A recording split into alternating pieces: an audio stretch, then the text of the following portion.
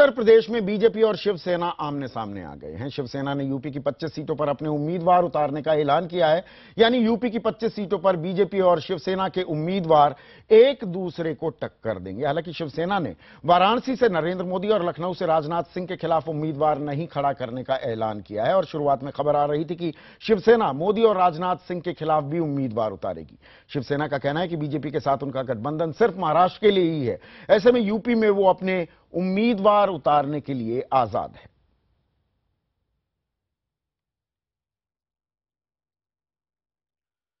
और यूपी में शिवसेना और बीजेपी की टक्कर, वैसे ये कोई टक्कर है नहीं, शिवसेना का कोई वजूद तो है नहीं, लेकिन इन खबरों के बीच आदित्य ठाकरे ने ट्वीट कर साफ किया है कि उनकी पार्टी मोदी और राजनाथ के खिलाफ उम्मीदवार नहीं उतारेगी। आदित्य ने लिखा है कि जो लोग इस मजाकिया अफवाह में यकीन करते हैं, मुझे उनके लिए खेद है। यह तय है कि हम वाराणसी और लखनऊ में उम्मीदवार नहीं उतारेंगे। उधर शिवसेना नेता संजय राउत का कहना है कि बीजेपी से उसका गठबंधन सिर्फ महाराष्ट्र में है और ऐसे में उन्हें यूपी में अपने उम्मीदवार उतारने से कोई नहीं रोक सकता। और राउत से बात की मेरे सहयोगी दिनेश मौर्य ने। शिवसेना यूपी, बिहार और पंजाब में अपने उम्मीदवार उतारने वाली है। हमारे साथ है संजय राउत, उनसे बात करते हैं। संजय जी, क्या वजह है कि महाराष्ट्र के बाहर अब यूपी, बिहार और पंजाब में आप अपने उम्मीदवार उतार रहे हैं? क्या चुनाव है, ये वजह नहीं हो सकता? लोकसभा चुनाव के लिए देश तैयार है, सभी राजनीतिक पार्टियां तैयार है, तो शिवसेना क्यों नहीं तैयार? आप ये सवाल हमको क्यों पूछते हो? और भी राजनीतिक पार्टियां जो यूपी बिहार से चुनाव लड़ रही है, आप उनसे सवाल जाके पूछिए। शिवसेना एक बहुत बड़ा राजनीतिक दल है, 50 साल से राजनीति में है। और आज जो देश की राजनीति की बात करते हैं ना, उनसे ज्यादा हमारे सांसद लोकसभा में और राज्यसभा में है। 12 सांसद हमारे ही लोकसभा में लगभग। लेकिन राहुल जी, बीजेपी बड़े पैमाने प्रचार करी, मोदी की लहर सबसे ज्यादा यूपी में कही जा रहा है। ऐसे में आप उतारेंगे तो कहीं ना कहीं बीजेपी को नुकसान नहीं होगा? देखिए, हमारा गठबंधन है महाराष्ट्र में भारतीय जनता पार्टी के साथ, वो रहेगा, मजबूत गठबंधन है, वो रहेगा। लेकिन और राज्यों में भी शिवसेना का यूनिट है, शिवसेना की कार्यकर्ता है, लोगों की मांग है, भगवा झंडा है। अगर हमारे कार्यकर्ताओं की मांग है, हर राज्य की यूनिट की मांग है, चुनाव लड़ना चाहिए। 5 साल तक हम काम करते हैं और अगर चुनाव का मौका आता है तो हमें लड़ने नहीं देते, तो पार्टी कैसी बढ़ेगी?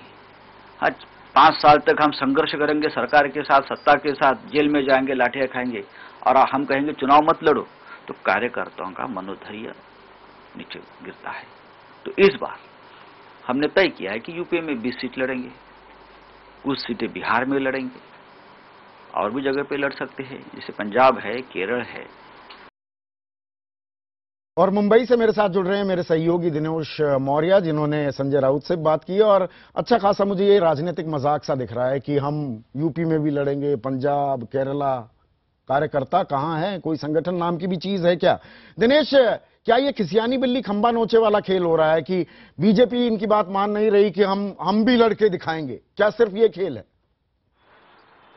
देखिए, 2 बड़ी वजह शिवसेना के इस कदम के पीछे। सबसे पहले तो महाराष्ट्र में बीजेपी ने अपनी सीटें बचाने के लिए एमएनएस के साथ करीबी बढ़ाई और अब एमएनएस ने सिर्फ शिवसेना के उम्मीदवारों के खिलाफ अपने उम्मीदवार खड़े किए और बीजेपी को कहीं ना कहीं बचाने की कोशिश की। तो ये कहीं ना कहीं गुस्सा शिवसेना के मन में था। और दूसरी बड़ी वजह की जो उत्तर भारत में हिंदुत्व की लहर चली, हिंदुत्व के नाम पर शिवसेना हर बार चुनाव लड़ती है, तो मोदी के नाम पर जो हिंदुत्व की लहर बह रही है, उसे कहीं ना कहीं कैश करने की कोशिश ये शिवसेना की तरफ से हो सकती है। लेकिन 20 जिस तरह से शिवसेना दावा करेगी 20 सीटों पे हम उम्मीदवार खड़े करेंगे, कहीं ना कहीं शिवसेना को भी अंदाजा, भले उनका पार्टी कैडर ना हो, लेकिन एक अपनी उपस्थिति दर्ज कराने की कोशिश जो है शिवसेना की तरफ से नहीं, ये उपस्थिति दिनेश, ये उपस्थिति दर्ज होगी या जमानत जब्त होगी?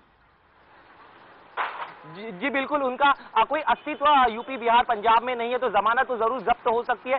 लेकिन क्योंकि हिंदुत्व के नाम पे हमेशा शिवसेना खड़ी रही है, बात करती आई, तो कहीं ना कहीं वो इनके बैक ऑफ माइंड जरूर होगा कि शायद हम इसी बहाने और राज्यों में अपने पैर पसार सके और लोकसभा चुनाव इस बहाने उनको एक मुद्दा मिल गया। और दूसरा जो सबसे मैंने आपको कहा कि जिस तरह से महाराष्ट्र में एमएनएस को साथ लेकर बीजेपी अपनी सीट बचाने की कोशिश करी, तो उसको लेकर शिवसेना में बहुत ज्यादा नाराजगी थी। तो शायद यही वजह हो सकती है कि इसी बहाने बीजेपी को सबक भी सिखा सकते।